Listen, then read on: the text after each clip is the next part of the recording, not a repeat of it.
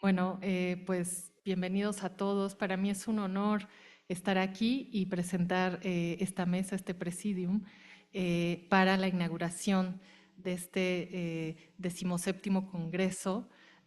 Así que voy a dar la palabra a nuestra directora del Instituto de Investigaciones Filológicas, la doctora Lilian Álvarez Arellano. Muchas gracias, doctora. Pues muy buenos días. A nombre del Instituto de Investigaciones Filológicas les doy la más cordial bienvenida a quienes participan en este magno evento y a quienes lo hicieron posible.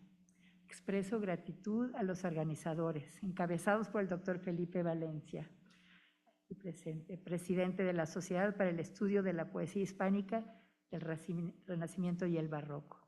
A la doctora Raquel Barragán Aroche, coordinadora del Congreso Bienal número 17 de tal sociedad y querida compañera nuestra.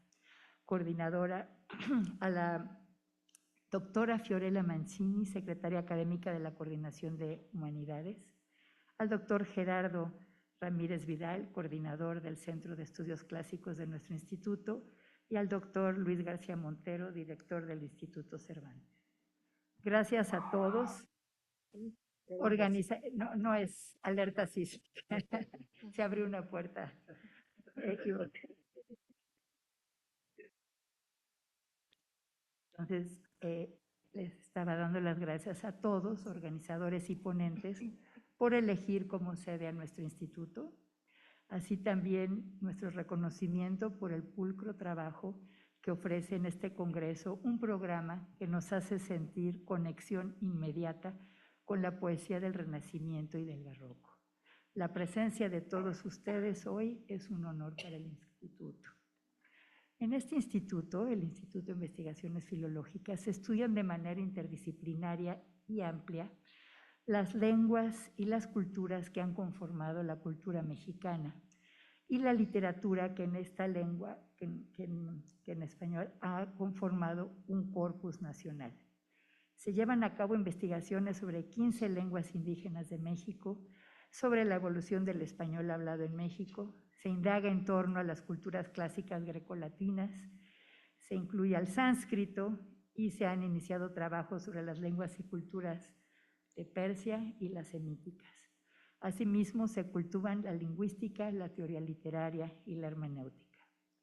En nuestro instituto hay más de 40 investigadores que dedican sus esfuerzos desde muy diversas ópticas y disciplinas a los estudios coloniales. Dado que los estudios que emprenden ustedes sobre el Barroco y el Renacimiento han tomado un enfoque global, las posibilidades de intercambio presentes y en un futuro no muy lejano entre investigadores de nuestro instituto y cada uno de ustedes se despliegan como un amplio abanico.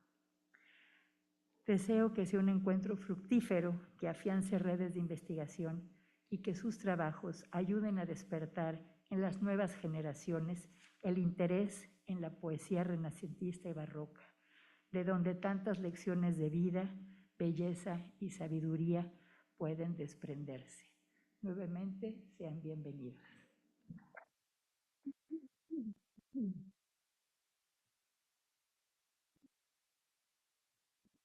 Muchas gracias, doctora Lilian Álvarez.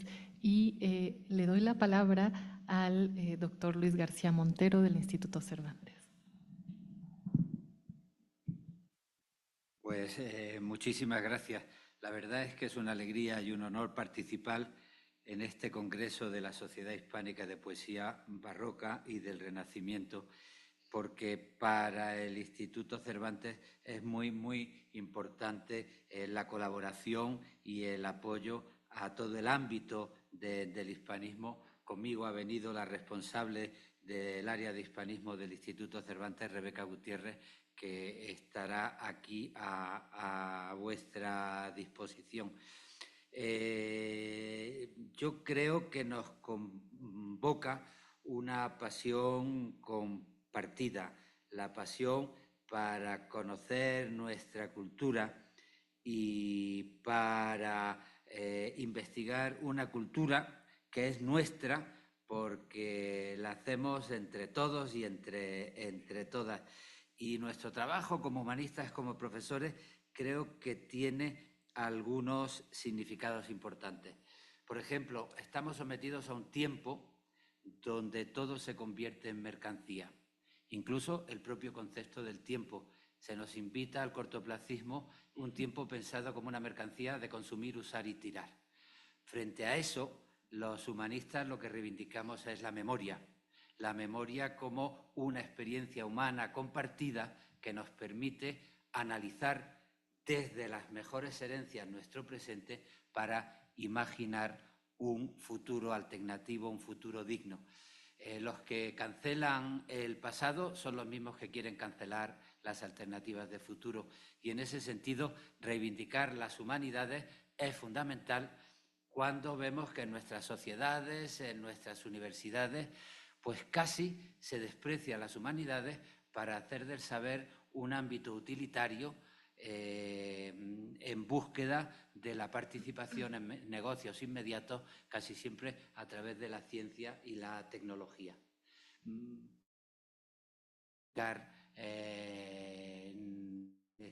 Que junto a la ciencia y a la tecnología son decisivas las humanidades, porque tienen una relación con la experiencia humana y con el tiempo que nos hace mucha falta. Aquí se reúnen estudiosos del Renacimiento y el Barroco. ¡Qué bien! Garcilaso.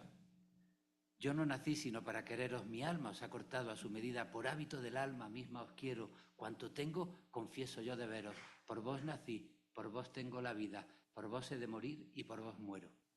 Y uno dice, la palabra confieso, la palabra alma, la razón de vivir. Y hablando de amor, está dinamitando por dentro toda la concepción reaccionaria medieval del pensamiento de una época. Y claro, hablaba antes de ciencia, pues Garcilaso es un señor que sabe recibir bien a un médico cuando la medicina puede salvar en una de sus églogas a uno de los personajes que está en peligro de muerte. Y qué bien de pronto darse cuenta que en el barroco Quevedo se despacha contra los médicos con una manía que desde luego no era la de Garcilaso. Pues qué bien poder estudiar nuestra memoria como en este sentido, analizando concepciones radicalmente distintas del mundo y del lenguaje y del papel que ocupa la poesía, porque eso nos permite hacernos dueños de nuestra propia conciencia y establecer pues diálogos críticos que tienen que ver con el arte, que tienen que ver con la concepción humana y que tienen que ver después con sociedades que tendrán que decidir si van a dedicar las ciencias y la tecnología a los mercados y a los grandes negocios o a pensar en un futuro digno para los seres humanos. Por eso, para nosotros es importantísimo no solo defender la cultura escrita en español, la cultura que ha conformado una comunidad, sino que es muy importante también defender y apoyar a las personas que os dedicáis a las humanidades. Y en este sentido, pues creo que merece la pena, en primer lugar, reconocer la importancia que ha tenido México en los estudios culturales, los profesores, las profesoras, los ensayistas, los escritores mexicanos como una raíz de nuestra cultura y después apoyar, desde luego, con admiración y gratitud, el trabajo incansable de quienes en universidades, bibliotecas, centros de investigación y aulas de todos tipos están manteniendo la afirmación de la identidad y de la multiculturalidad en los Estados Unidos, porque somos muy conscientes de las dificultades que atraviesan los departamentos en nuestra actualidad en los Estados Unidos. En ese sentido, los estudiosos del idioma, de sus literaturas, de sus procesos históricos, de sus imaginarios culturales, esa riqueza que todos compartimos como gran herencia del pasado hacia el futuro, pues merecen nuestro máximo apoyo y nuestro máximo respeto a la hora de trabajar por una memoria que sigue creyendo en las transformaciones de la sociedad.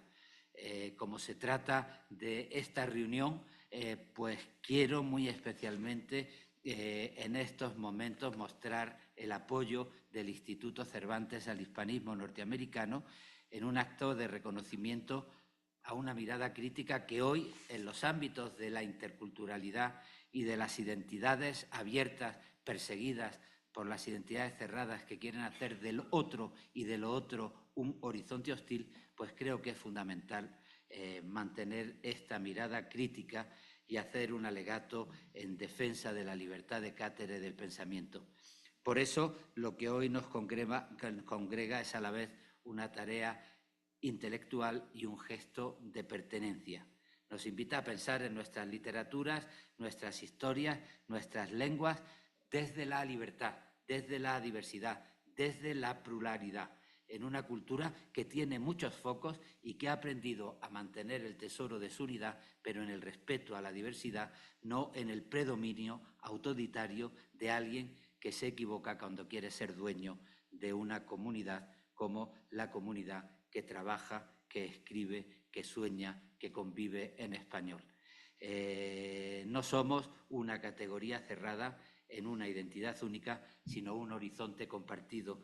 Y estos congresos que nos reúnen en nuestra experiencia del pasado y en nuestros diálogos en compromiso con el futuro, pues me parece que son ocasiones que nos ayudan a celebrar lo que puede aportar el horizonte en español en un mundo que está traicionando la interculturalidad y que no quiere respetar la diversidad.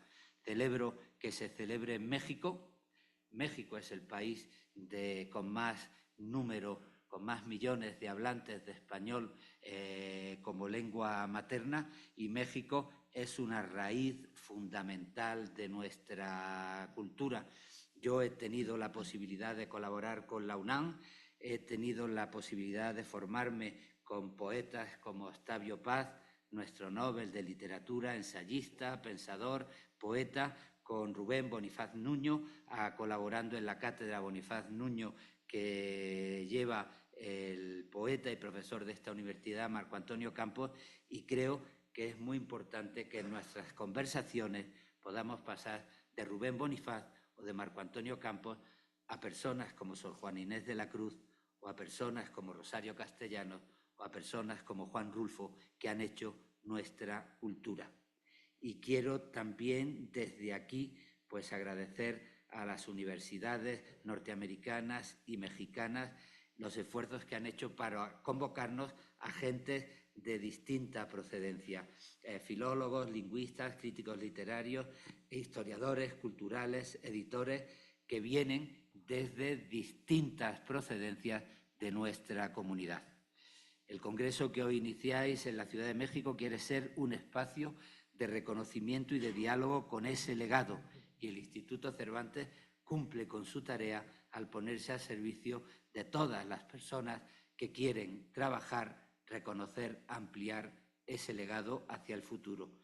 Sé que en estos días se escucharán ponencias, descubriremos nuevas líneas de investigación, se debatirá poesía hispánica, pero también, y quizás sobre todo, reafirmaremos la convicción de que seguimos siendo un campo dinámico, abierto, plural, donde caben todas las voces, todos los acentos, todas las memorias, un campo que se niega a cualquier tipo de autoritarismo, venga de donde venga.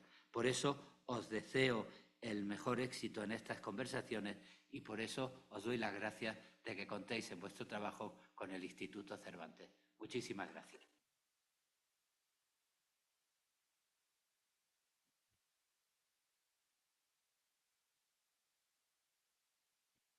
Muchas gracias, Luis, por estas palabras tan certeras y necesarias en estos tiempos. Y doy la palabra ahora al director de la Society, a Felipe Valencia, el doctor Felipe Valencia, y sin más preámbulo. Adelante. Muchas gracias. Poco soy capaz de añadir. Viajeros de la Society, estamos en la región más transparente del aire. Y quizá no en el sentido literal, pero nosotros somos gente de poesía, así que para nosotros lo figurado es tan importante como lo literal. Estamos hondamente agradecidos a la Coordinación de Humanidades, el Instituto de Investigaciones Filológicas, el Centro de Estudios Clásicos, el Instituto Cervantes por su generosidad, por venir además a visitarnos, a apoyarnos, a darle sustancia al acuerdo marco que firmamos este verano. Y sobre todo a la doctora Raquel Barragán, que representa el mejor espíritu de esta casa, de esta institución. Este es nuestro primer congreso en América Latina, lo cual es tremendamente emocionante, porque muchos de nuestros socios son latinoamericanos, estudian y enseñan en América Latina y vienen desde hace décadas a nuestros congresos, porque estudiamos poesía latinoamericana colonial y porque muchos de nosotros, como quien les habla, es latinoamericano. Y también porque lo que representa esta casa en materia de acogida, esta universidad y este país, en materia de acogida, de recibir, esto lo digo como un nieto de un exiliado de la España leal. Entonces me emociona mucho estar aquí, este sitio que tanto apoyó y refugió a exiliados de todo el orbe. Muchas gracias.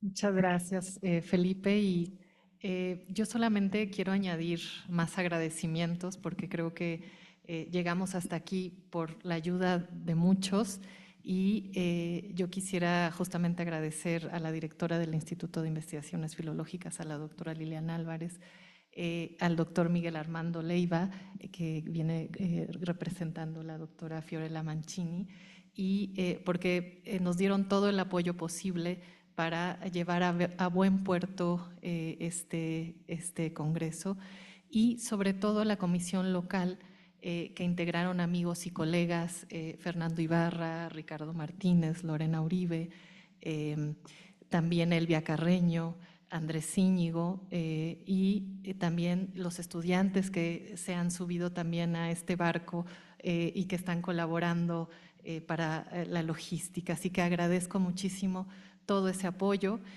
a todos los departamentos también del instituto, difusión, que estuvo encargado también de que tengamos estas bolsas tan hermosas, los programas, etcétera, los departamentos administrativos, y bueno, me faltaría cómputo, todos los que se involucraron, se los agradezco de corazón, y agradezco a nuestro director de la Society, que tuvo esta idea, que concretó, a la junta directiva también, que ha sido un apoyo constante para ayudarme a dirigir ideas, preguntas, siempre estuvieron al tanto sobre cómo llevar a cabo este congreso, así que se los agradezco muchísimo. Y bueno, nada más me queda decir, añadiendo a esto y para darle la palabra a la doctora Fiorella, que bueno, qué poema hay que no pase por los sentidos. Así que creo que esto va a ser una celebración justamente de poesía, sentidos, y que nos va a enriquecer mutuamente, conversar, discutir y leer poesía, que para eso es, para disfrutarla, y hacemos lo que nos apasiona. Y tenemos este espacio justamente gracias a que se defienden las humanidades. Así que muchas gracias a todos los que están involucrados, al Instituto Cervantes también, que nos ha apoyado y que ha firmado este convenio tan importante con la Society. Y agradezco por último a mi centro, el Centro de Estudios Clásicos al que pertenezco, el doctor Gerardo Ramírez Vidal, que está aquí presente, y a las secretarias que han apoyado también para que todas las solicitudes, gestiones de espacios estuvieran disponibles. Así que muchas gracias por todo el apoyo en todos los sentidos. Y le doy la palabra a la doctora Fiorella Mancini.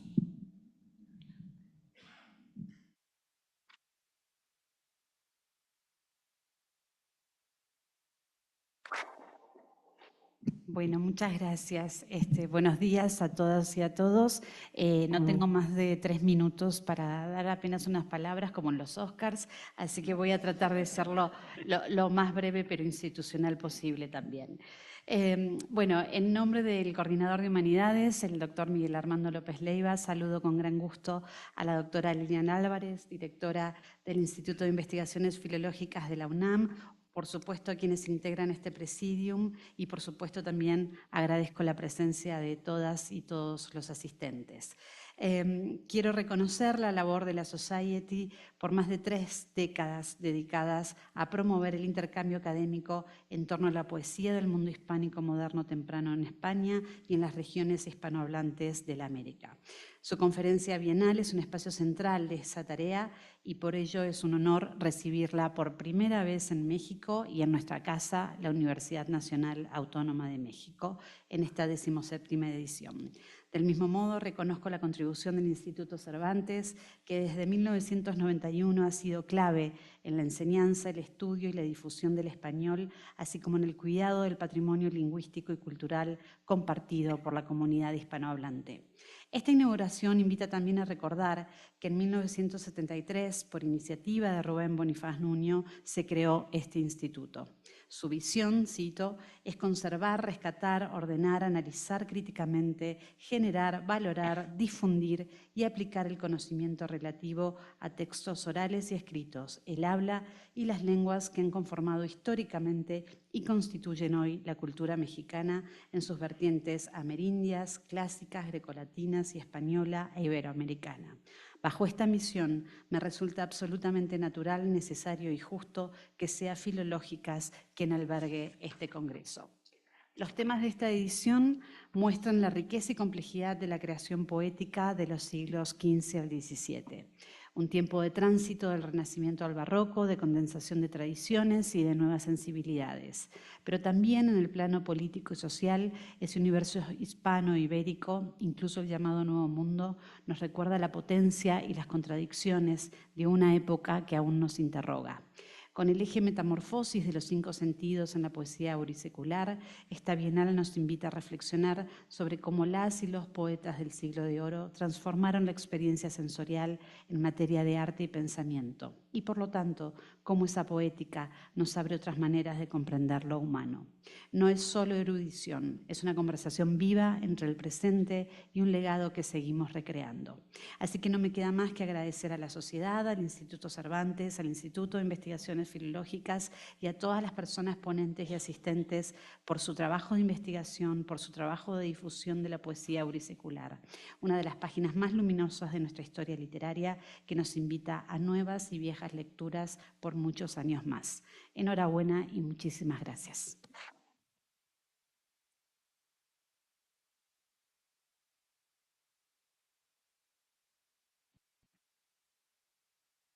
Sí, procedemos si quieren a la inauguración, entonces. Bien.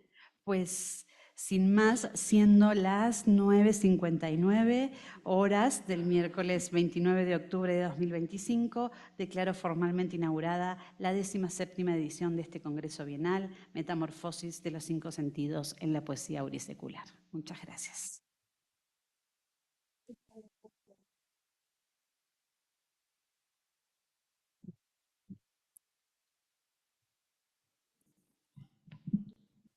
Gracias. Los invitamos, ahora hay un pequeño receso y los invitamos, perdón, estoy viendo, sí, a las 11:15, perdón, a las 10, no, ahora es la conferencia inaugural. Perdón, ya los estoy mandando al receso. Así que por favor no se vayan. Gracias.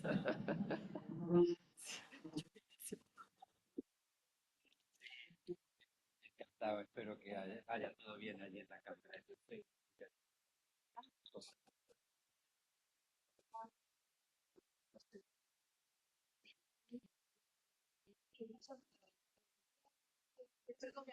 Hiciste hasta conjurar la regada. Sí, sí, sí. Ya lo sabemos.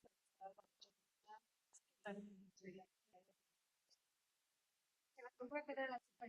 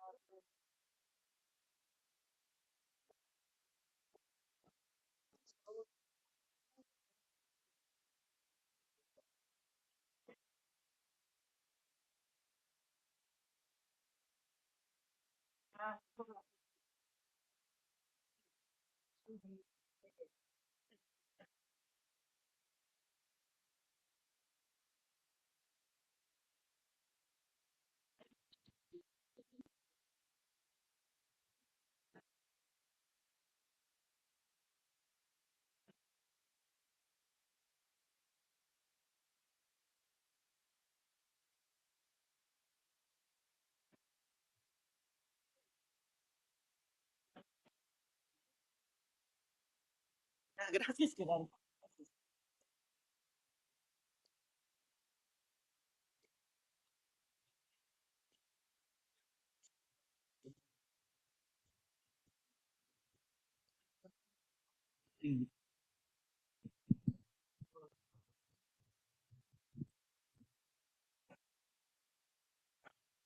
Bueno, hola, hola, hola. Vamos a comenzar. Les pido su atención. Les pido por favor su atención. Pues buenos días, sean todos y todas bienvenidos. Es un placer y un honor para mí presentar la conferencia magistral inaugural de este evento.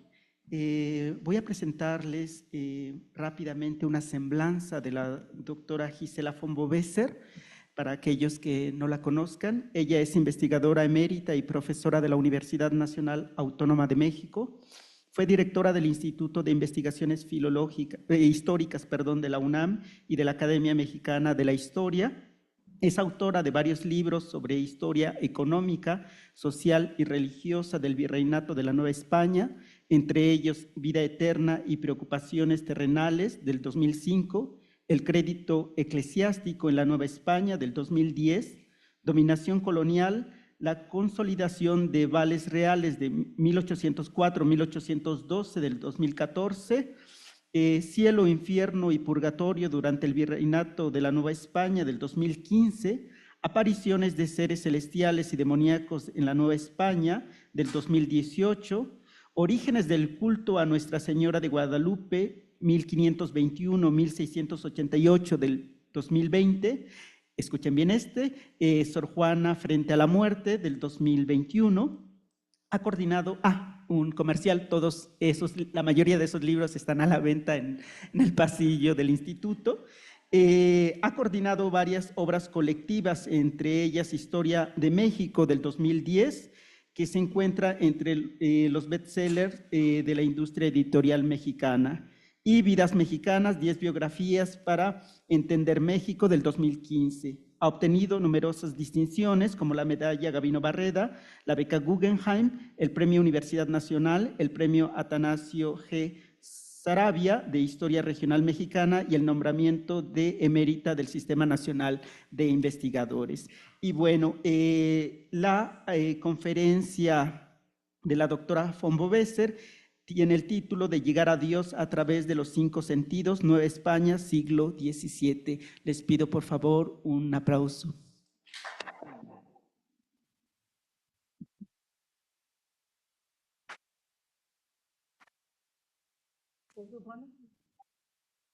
Final, ¿no? Para ver si en caso de que les haya gustado y no al principio, pero muchas gracias por iniciar esto. Bueno, gracias. Pues como pueden imaginarse, es para mí un enorme honor poder dar esta conferencia magistral. Y me siento especialmente honrada porque pues no soy poeta, no soy filóloga, no soy estudiosa de la literatura, sino que soy una humilde historiadora. Pero espero que el enfoque que yo les vaya a dar pues les resulte interesante.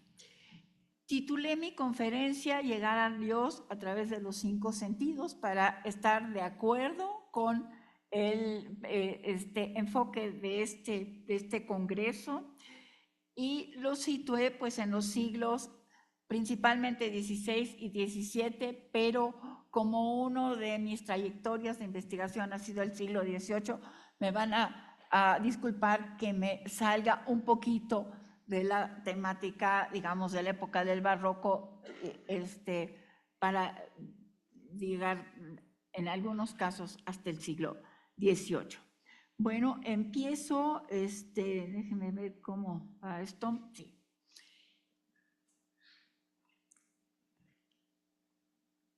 El cristianismo de la época medieval y moderna se caracterizó por su rechazo al cuerpo y a lo sensitivo, considerándolos un obstáculo e incluso un enemigo para lograr la gloria eterna. La vida terrenal se concebía como transitoria, como un paso intermedio hacia la eternidad. La plena realización de las personas se creía en el más allá, donde las almas de los bienaventurados gozarían eternamente del cielo y las de los condenados tendrían que sufrir eternamente en el infierno. Perdón, no, pasé. Este rechazo a lo corporal logró una de las expresiones pues más crudas e impresionantes en estas pinturas de Juan de Valdés en la Caridad, en el edificio del Hospital de la Caridad en Sevilla. En Finis Gloria Mundo representa en primer plano, aquí lo estamos viendo, el cuerpo de un obispo ya putrefacto y lleno de animales. Créanmelo, cuando yo fui por primera vez allá a la Caridad, bueno, me quedé sumamente impresionada porque además son unas pinturas monumentales. Los seres humanos se concebían compuestos por cuerpo y alma, y claro, mientras el alma se consideraba la parte sublime y noble de las personas, pues el cuerpo se consideraba como una parte grosera, perecedera, corruptible, expuesta a una paulatina descomposición después de la muerte.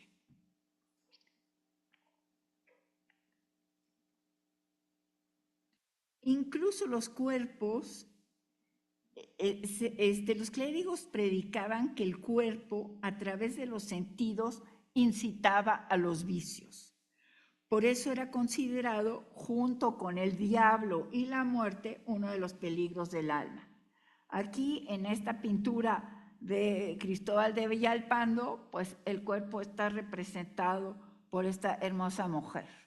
Bueno, siempre las mujeres nos consideraron pues más pecaminosas y más dadas a todo lo sensual. Cuando los pecadores generalmente, como los pecados generalmente se cometían con el cuerpo a través de los sentidos, para asegurar una buena muerte y con ello salvar el alma, la Iglesia recomendaba llevar una vida ascética, castigar el cuerpo y alejarse del mundo. Santa Magdalena se convirtió en una figura ejemplar al arrepentirse de sus pecados y cambiar la comodidad de su hogar. Aquí la vemos en esta pintura de Correa, pues con todas sus joyas, lujos, etcétera, y cómo ella decide pues vivir como ermitaña en esta cueva que vemos del lado derecho aquí en un acercamiento, ¿no? Aquí la vemos ya despojada de todos sus lujos, junto con la calavera. Déjenme ver si aquí se los puedo mostrar, un libro de oraciones y un crucifijo.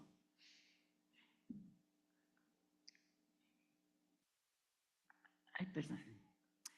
¿Cómo sigue siendo actualmente? La misa constituía el centro de las prácticas religiosas. Mediante ella se rememoraba la última cena en la que Jesucristo compartió el pan y el vino con sus discípulos. Su momento culminante era la comunión, cuando el sacerdote compartía el pan y el vino con la comunidad de los fieles. Y gracias a la doctrina, a la transubstantación, el vino y la hostia consagradas se convertían en la verdadera sangre y el verdadero cuerpo de Jesucristo. Para la mayoría de los comulgantes, ingerir la hostia, más que un acto espiritual, debió ser una experiencia gustativa que les daba paz, tranquilidad y una cercanía con Dios. Pero para algunos ascetas y místicos fue más que eso, ya que sentían tener al propio Jesús dentro de sus entrañas. A ver si esto no tiene que ver con los sentidos, díganme qué es lo que tendría que ver. Sor Francisca de la Natividad, por ejemplo, relata que un día después de comulgar, vio su propio corazón lindamente adornado y rociado con gotas de la preciosa sangre de Jesús, del tamaño de granos de mostaza. Y en otra ocasión, mientras veneraba a la Santa Hostia antes de comulgar, vio en ella al rostro de Jesucristo. Muy lindo, visión que interpretó como un acto de bondad.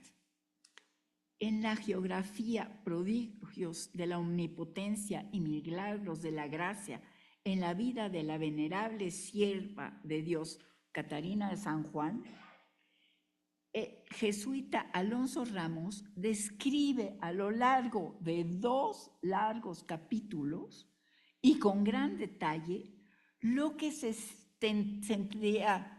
sucedía entre su biografiada Catarina de San Juan, quien era una esclava ascética manomisa de Puebla, y Jesucristo, su amante y confidente.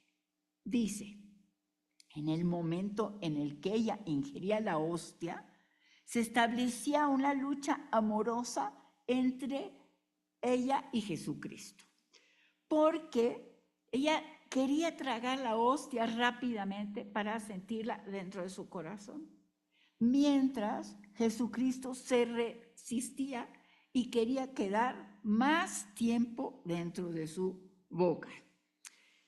Entonces él se le pegaba fuertemente, cito, se le pegaba frecuentemente en el superior de la boca, o se mudaba varios puestos dentro de la misma boca, dejando impreso un sello o imagen suya en todas las partes donde hacía asiento. Al tiempo de esto, la cuestionara: ¿por qué, querida esposa, quieres echarme tan presto de tu boca? A modo de solución, dice Ramos, la hostia llegaba a dividirse en 2 partes y así satisfacer a ambos.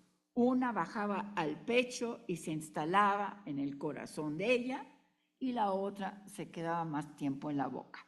Bueno, podría dar toda la conferencia únicamente sobre estos 2 capítulos, pero a lo mejor pues resultaría un poco tedioso y aburrido, como en general es el libro, que les recomiendo mucho. Es un libro muy interesante,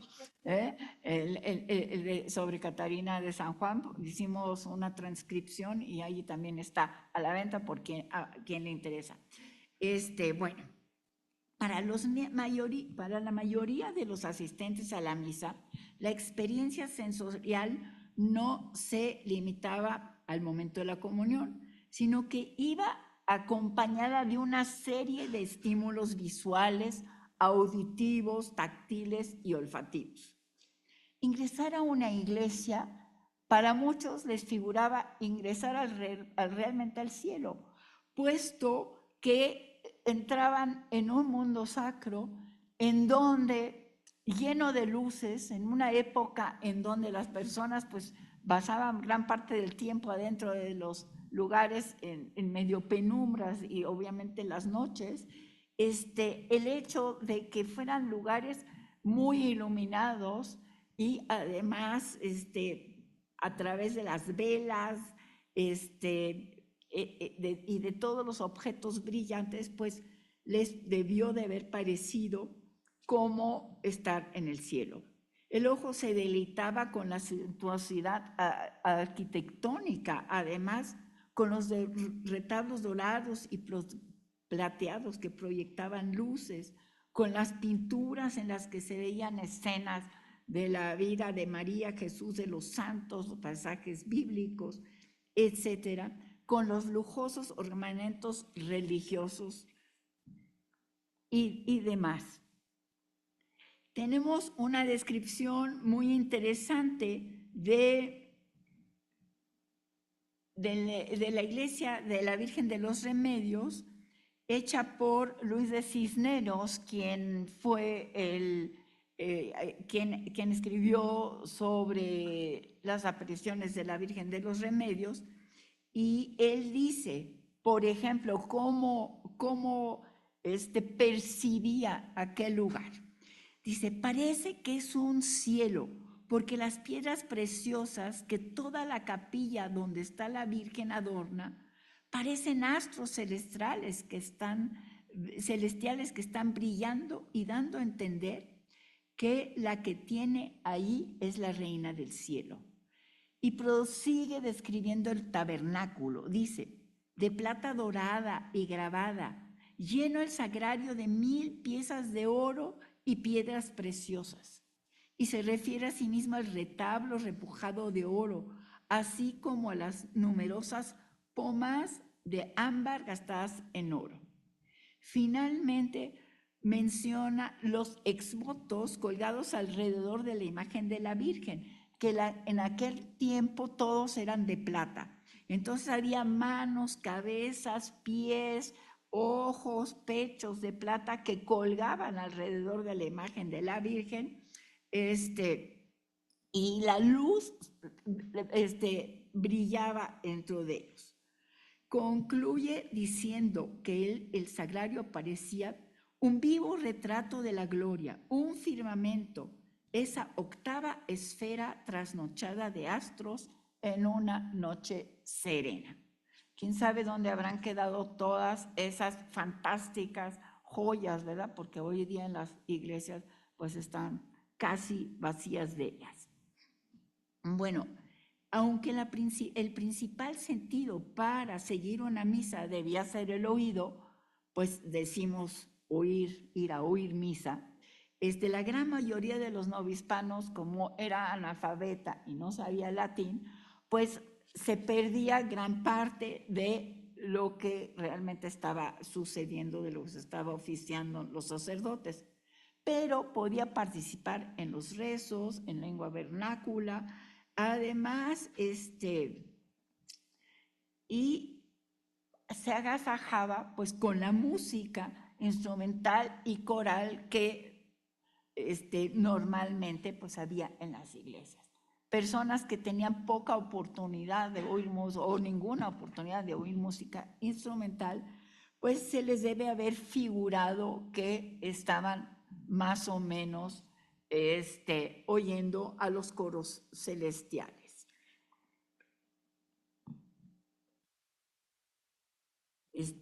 Parece que la música que se escuchaba en la época colonial, así como realmente había tantas joyas preciosas en las iglesias, pues la música era de gran calidad. Si vemos los compositores como Hernando Franco, Manuel de Sumaya, Ignacio de Jerusalén, que realmente eran pues de una calidad muy grande, y también en los archivos pues han encontrado, en los archivos parroquiales, de los colegios, etcétera, se han encontrado piezas de música muy importantes que finalmente pues deben de haber realmente deleitado a los asistentes a una misa.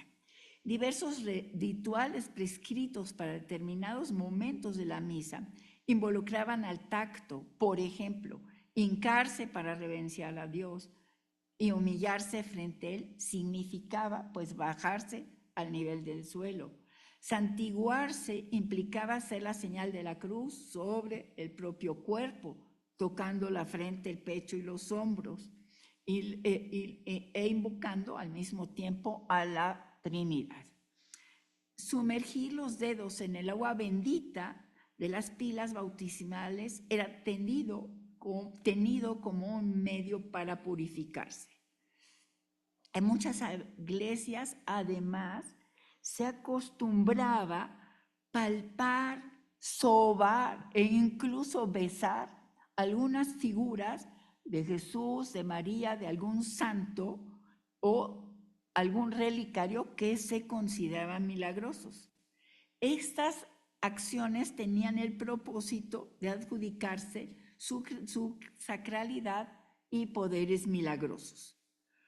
Con la misma finalidad, llegaban a acercarles objetos como rosarios o medallas, etcétera, para tratar de que la milagrosidad y sacralidad de las imágenes se fuera a esos objetos y los pudieran llevar a sus casas para beneficiarse de sus poderes milagrosos.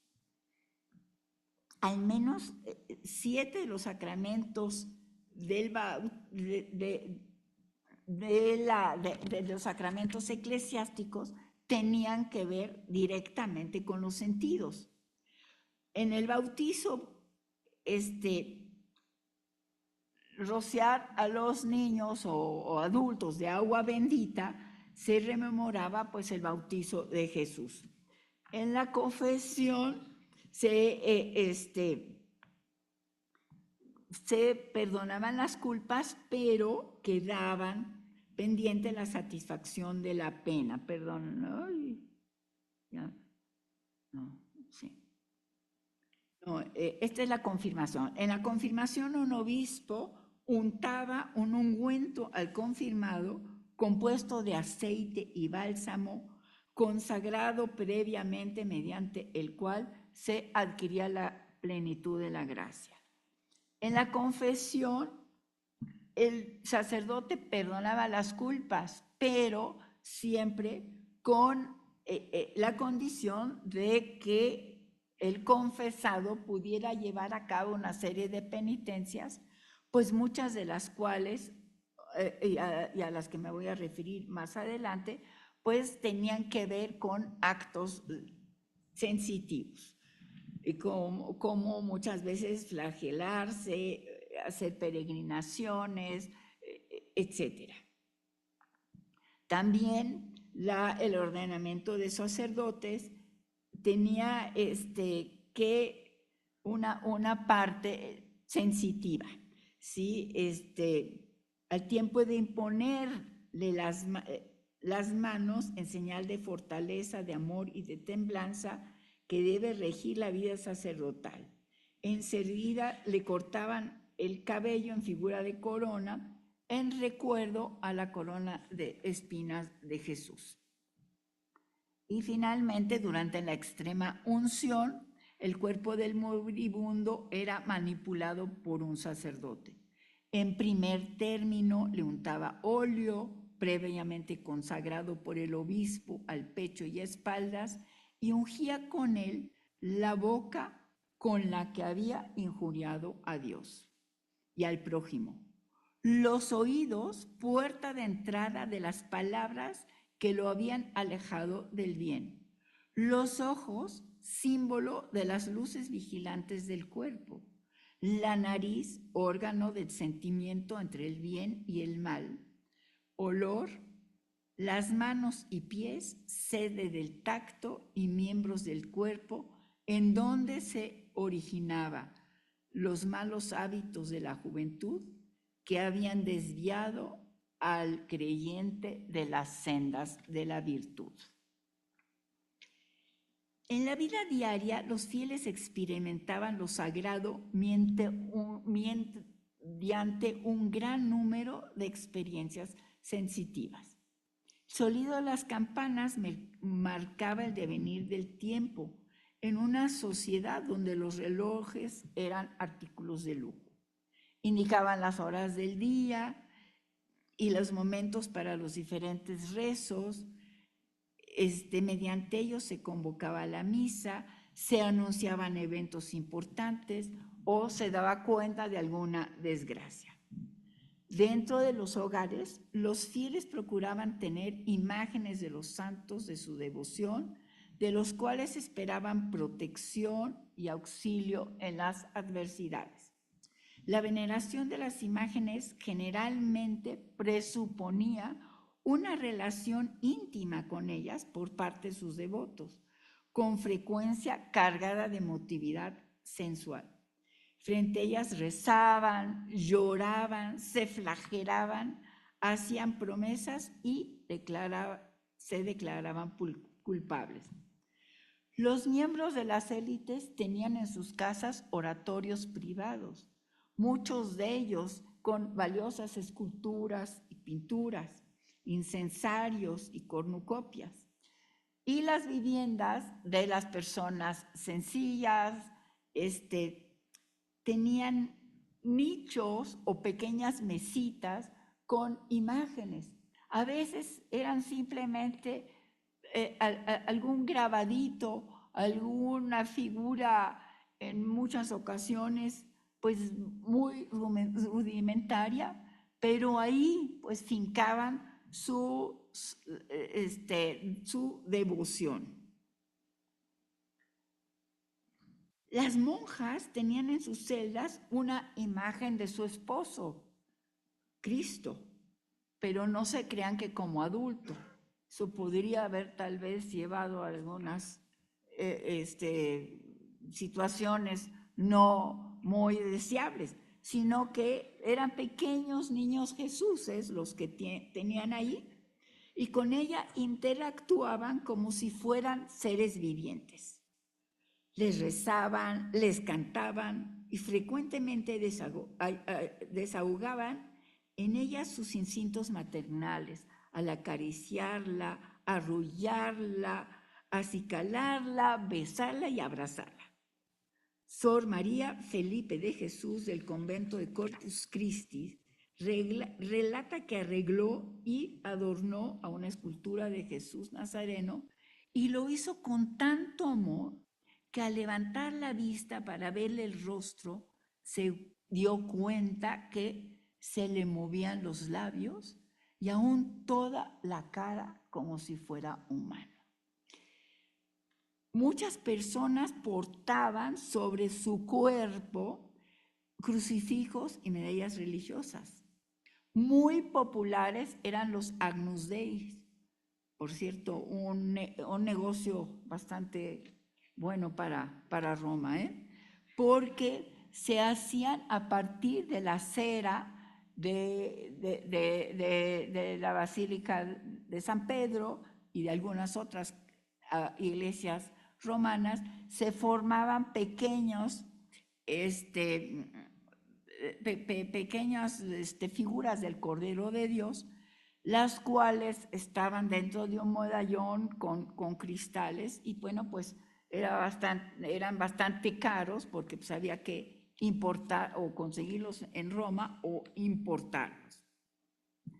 A los niños recién nacidos los arropaban con diademas de dijes, y en estos, interesantemente, había tanto pequeñas figuritas cristianas como algunos objetos mágicos, como dientes de algún animal, etc.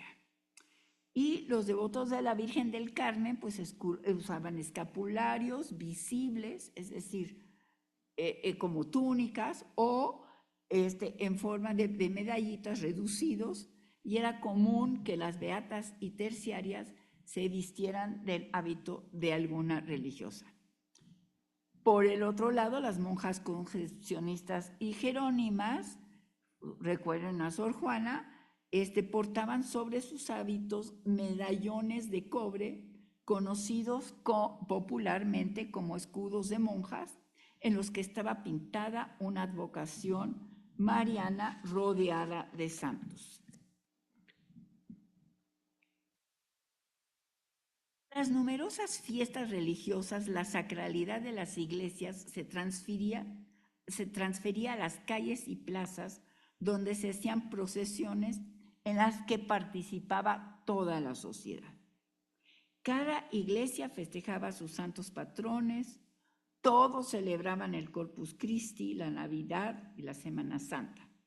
Además, había festejos con motivos de eventos especiales, como la canonización de un santo, la inauguración de alguna iglesia o las exequias de algún miembro de la realeza o la corte virreinal. En esta imagen vemos el traslado de la imagen de la Virgen de Guadalupe a su nueva iglesia, ¿no? De esta pequeña se trasladó a esta grande en 1709. Para los asistentes eran días de regocijo. Lástima que esta pintura es muy grande, entonces poderla reducir a lo que es un PowerPoint, pues no es muy fácil, pero ven ustedes todas las hileras de procesión de todas las personas que participaron, por ejemplo, en este evento. Durante estos días de fiesta interrumpían la monotonía de la vida diaria y se sumergían en un espectáculo cuyos colores, formas, olores y sonidos estimulaban a todos los sentidos. Para asolarse la vista, en las fiestas, los edificios y las casas se adornaban profusamente con telas, tapetes y banderas que colgaban desde, aquí los vemos, desde los balcones, muchas veces desde el techo. Y como lo podemos ver aquí en esta pintura, en la cual se representa el traslado de las monjas de Santa Catalina de Siena en Valladolid, que tenían un edificio muy ruinoso, ya en muy malas condiciones, y a las que les construyeron un nuevo convento, es este. Y aquí pues vemos las monjas cómo entran en este convento. Adelante van las monjas de velo blanco, atrás las de negro, y pues todo va acompañado de las famosas procesiones en las que participaban pues los santos a los que cargaban obviamente en andas, ¿verdad? Aquí vemos a un Jesucristo crucificado, y bueno, pues a todos estos demás santos que no les puedo decir cuáles son porque ya la verdad se me olvidó, ¿verdad? Por ahí lo sabía, pero yo ahorita no lo puedo distinguir. Pero bueno, da lo mismo, ¿no? Normalmente durante estos días de fiesta en las bocacalles se levantaban altares callejeros arreglados con enramadas de flores, con frutos, muchas veces con objetos de plata que brillaban. Había bandas de música, así como espectáculos mundanos como corridas de toros, funciones de teatro, contiendas militares, mojigangas, que eran unas especies de representaciones burlescas, gigantes cabezudos y tarasca. Es decir, el aspecto religioso pues se mezclaba con el aspecto cultural, pues del cual realmente se beneficiaban las masas. En estas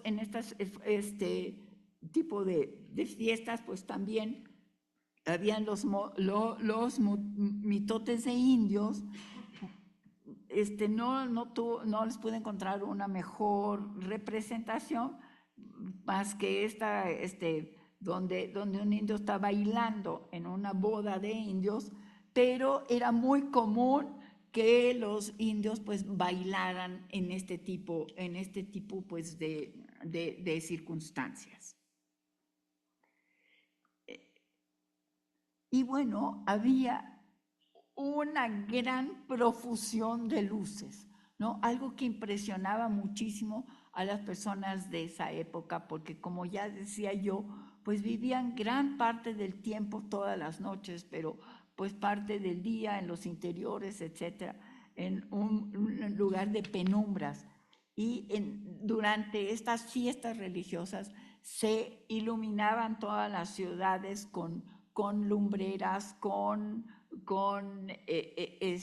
pues velas muy grandes, con lámparas de aceite y también con pirotecnia. Era muy, desde entonces había una enorme afición y pues una cosa que a mí me llamó muchísimo la atención cuando lo leí, parece que el gobierno virreinal dedicaba el 50% de la pólvora a cohetes, etcétera, y el otro 50% a cuestiones bélicas. Pueden ustedes imaginarse, ¿no? Hay descripciones fantásticas de la época, ¿verdad? Como para las personas el que todo estuviera iluminado y que además se pudiera replicar con las luces artificiales, las estrellas del cielo, pues era algo que les impresionaba muchísimo. Todavía hoy día a muchos nos gustan los castillos, ¿verdad? Pero pues no nos impresionan grandemente, ¿no? Porque pues, inundados de luz artificial, pues ya no es una cosa tan especial. Bueno, en todas estas fiestas se agasajaban todos los sentidos y olvidaba decir que también el sentido del gusto, porque en la mayoría de las fiestas había comidas, ¿no?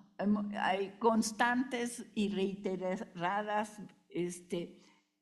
reprimiendas de parte del clero que no está bien y que todas las corridas de toros y la comida y todo esto debe suspenderse, pero de hecho no sucedía. Aquí, por ejemplo, en una festividad que se llevó a cabo en 1752, organizada por la Universidad de México, pero también por algunas otras instituciones religiosas, fue en honor a la Purísima Concepción de la Virgen María, y Agustín de Betancourt lo describe en el teatro mexicano, ¿no? Y nos dice, por ejemplo, bueno, que la fiesta la organizó la Real y Pontificia Universidad de México y la Orden de San Francisco, y constó de las siguientes actividades: sermones panegíricos, concursos de certámenes poéticos, declamación de poesías. Por cierto, que quien de ustedes no lo conoce, les recomiendo, hay unas cosas muy interesantes, escenificaciones de obras de teatro. Y parte de la importante de esas celebraciones fue sacar en procesión a las principales figuras religiosas alusivas a la celebración, que estaban lujosamente ataviadas. Bueno, dice, por ejemplo, que San Francisco lucía toda de rubíes finos, la figura de San Francisco. La de franciscano Juan Duns Escoto, el teólogo que en el siglo XIII fue quien propuso por primera vez la idea de la Inmaculada Concepción de María, llevaba en el capelo perlas orientales y, cito, todo el hábito sembrado de esmeraldas, donde los topacios, crisólitos y amatistas. Bueno, seguía la explicación. Y la Virgen, como Inmaculada Concepción, estaba llena de diamantes que brillaban al sol, especialmente un diamante que tenía aquí en la frente, que debe haber sido de un tamaño enorme, ¿verdad? Y que pues hacía que rivalizaba, como él dice, con la brillantez del sol. Bueno, para prepararse ante la muerte y lograr una vida placentera en el cielo, la Iglesia prescribía mortificar la carne y renunciar a los goces de los sentidos. Recomendaba además a los fieles a alejarse de las actividades, preocupaciones y honras mundanas y dedicarse enteramente a Dios. Entonces, lo más recomendable realmente era entrar en una orden religiosa, pero pues muchos no lo podían hacer y entonces optaban por una serie de otro tipo de alternativas, como hacer ejercicios espirituales, ¿sí? Los ejercicios espirituales de San Ignacio de Loyola, como hacer procesiones, muchas de ellas penitenciales, es decir, donde iban flagelándose, o pues tener prácticas como podemos ver en el caso de este sacerdote, en donde las personas pues flagelaban su cuerpo.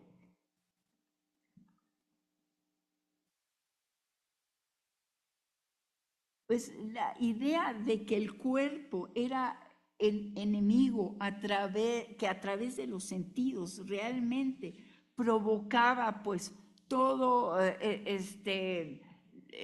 estos problemas, esta idea llegó a la práctica generalizada del ascetismo, y en muchos de los conventos, por ejemplo, había ayunos obligatorios, había flagelaciones obligatorias, el traer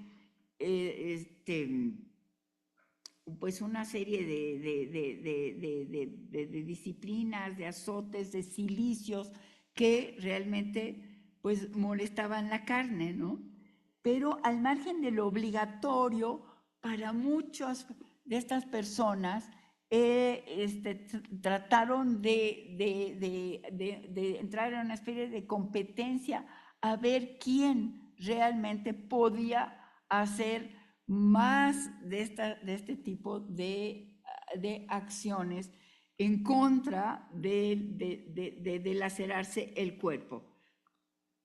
Y la inspiración muchas veces era la vida de los santos, como en el caso de la transverberación de Santa Teresa, que tenemos muchas fuentes en donde otras mujeres pues dicen haber sufrido lo mismo.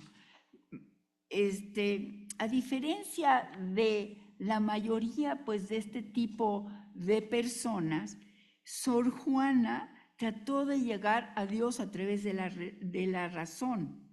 En la famosa carta a Sor Filotea de la Cruz, ¿verdad?, ella explicó que la finalidad de todos sus estudios era en realidad llegar a entender la Sagrada Teología y a través de ello llegar a Dios. Desafortunadamente, al final de su vida, pues se dio cuenta, por un lado, que era imposible llegar a Dios, o que para ella fue imposible llegar a Dios a través de la razón, y pues en febrero de 1693, lo que todos sabemos, pues ella se retira, ¿verdad?, para tener realmente una vida muy parecida a todas las pues mujeres que en aras de llegar a tener la gloria eterna, pues se sacrificó y para dedicarse completamente a Dios, y se sometió, como todos sabemos, pues a esta serie de penitencias, algo que hoy día nos parece pues muy difícil de entender, pero que desde la lógica de la época pues uno debe de comprender pues que era lo que todo mundo hacía y que los clérigos pues finalmente recomendaban. Para otro aspecto muy interesante es la mística, en la cual pues también intervienen claramente los sentidos, porque ante las apariciones de Jesús, de los santos, de la Virgen, pues estos no se aparecían como seres espirituales, como en realidad eran concebidos teológicamente, sino que se aparecían con cuerpos sensitivos con los cuales interactuaban los videntes, como en este caso la monja con Jesucristo, o en el caso de Sor de la antigua, ¿verdad?, que recibía dentro de su celda a Jesucristo para entregarle su corazón, y pues todo esto sucedía de manera corporal y sensitiva. Hay escenas en donde incluso pues tienen un cierto erotismo, porque las videntes, ¿verdad?, tienen acercamientos como abrazarse con Jesucristo, o como en este caso, besar sus llagas, etcétera. Entonces, pues el tiempo ya no me da para citar algunos ejemplos, pero en donde realmente pues estamos hablando de que en estas visiones místicas, pues los sentidos tienen realmente una función importantísima. En el caso de las frecuentísimas apariciones del diablo en todos los conventos, pues el diablo solía estar constantemente presente. Digo, no lo digo como un testimonio histórico, lo digo como que eso dicen las fuentes, ¿eh? No estoy afirmando, no vayan a decir que yo dije eso, sino que lo que estoy diciendo es que según las fuentes, pues el demonio estaba constantemente presente, ¿no? Aquí lo vemos, por ejemplo, a veces en forma horrorosa, pero a veces también teniendo realmente una corporeidad, ¿verdad?, en donde tentaba a sus víctimas, en este caso a la pobre Santa Rosa de Lima, ¿verdad?, de manera corporal y sensual. Bueno, realmente, probablemente la mayor contradicción respecto a la concepción del cuerpo y el alma, a la que me referí al principio de esta exposición, radicó en las ideas de los teólogos y tratadistas eclesiásticos sobre los cuerpos y las almas de los muertos.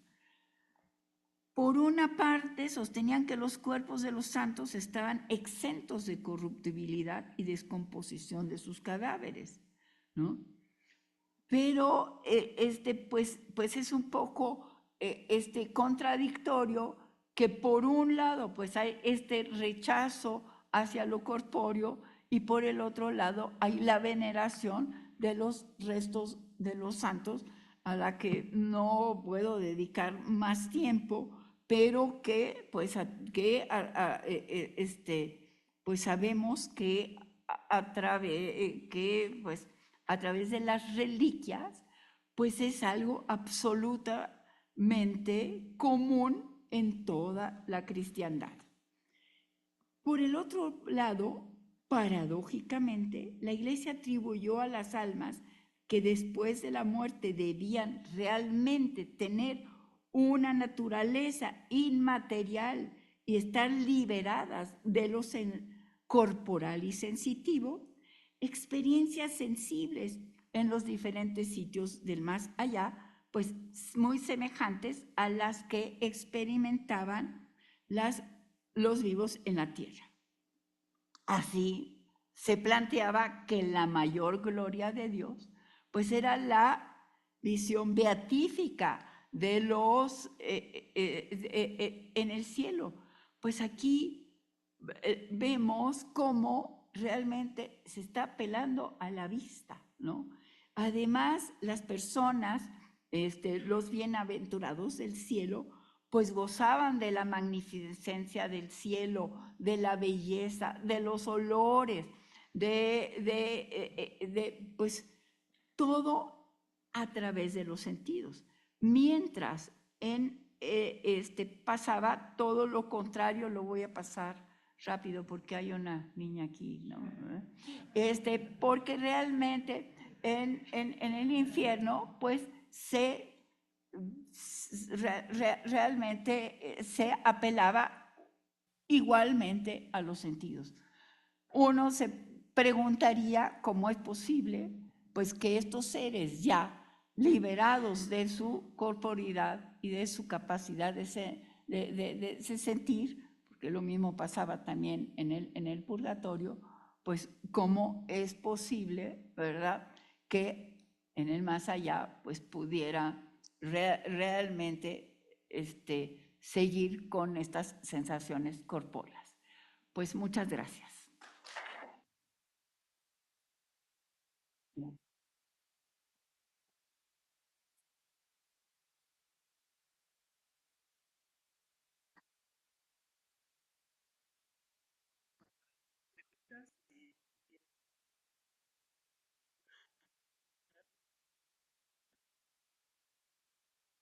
Mira, todo quedó tan claro que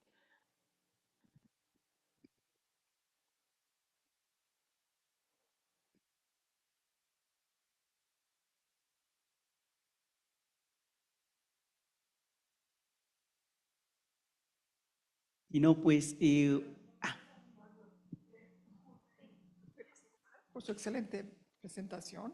Y puede ser simplemente una reflexión sobre el tema de cómo dentro del catolicismo precisamente hay Santo Tomás, ¿sí? recupera el papel del cuerpo en incluso la interpretación bíblica, o sea, el tema en la alegoría misma, los diferentes sentidos, el sentido histórico. Entonces, siempre está presente el cuerpo, ¿sí? Es muy complejo y cómo se va debatiendo en la teología. El caso de Sor Juana, que escuché ayer una presentación en el claustro de Sor Juana, me gustó mucho que Antonio Latorre releyera el sueño, recuperando el papel del cuerpo en el viaje, por oposición a la lectura hermética que hace, por ejemplo, Octavio Paz y otros.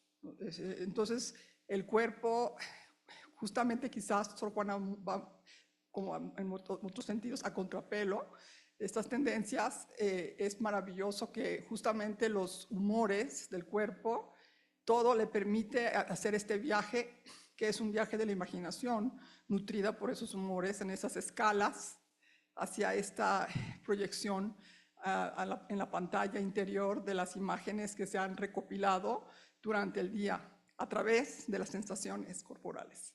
Entonces es maravilloso, maravilloso, y el cuerpo pues está presente, y no sé si...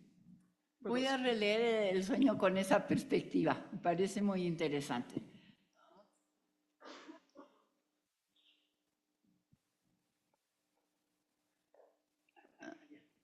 Allá atrás.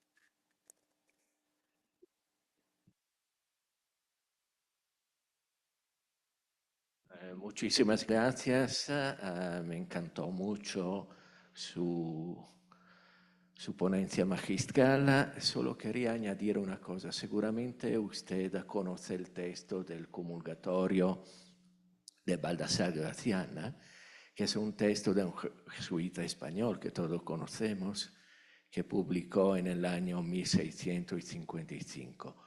¿Por qué digo esto? Porque es una autora que en este texto le encantaba muchísimo a Jacques Lacan, por otras razones, interpretando mal el sentido de algunas maneras del texto. Pero vamos, el texto que se tradujo pronto a muchas lenguas en Europa, también latina, al principio se publicó en español, vamos, se describe a través de los sentidos la experiencia de la Eucaristía, y de verdad toca niveles impresionantísimos, y que le impresionaba no solamente a Jacques Lacan. Incluso en las traducciones italianas de la época, yo soy italiano, como se entiende claramente de mi español, incluso en las traducciones italianas del siglo XVIII ya no cuajaba mucho tanta disponibilidad a describir el momento de la Eucaristía utilizando los sentidos de una manera de verdad.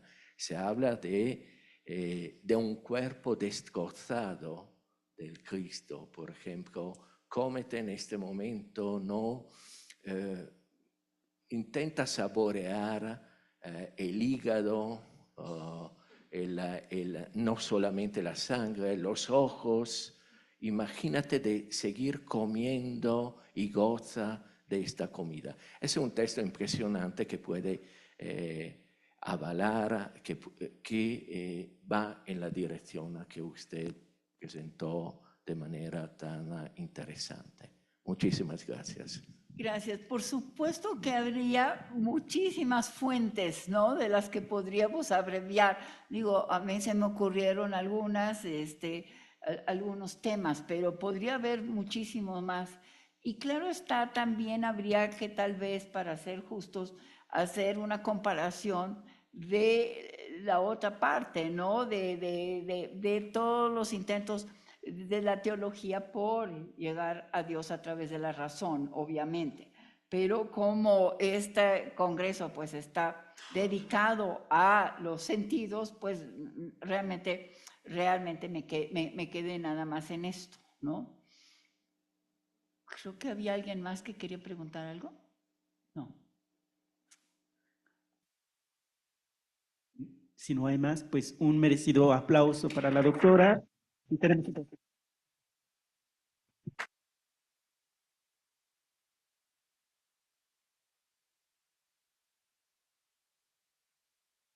tenemos un receso.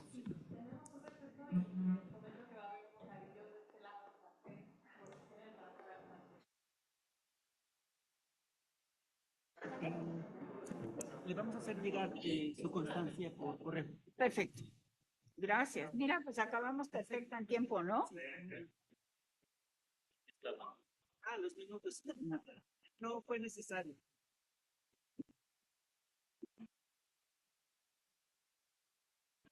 Bien, gracias. ¿Y tú?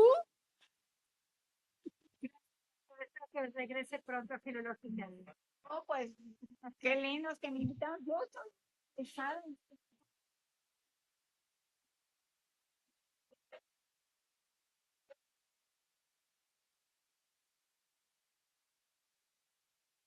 Hola, chiquita, mi linda. Ay, qué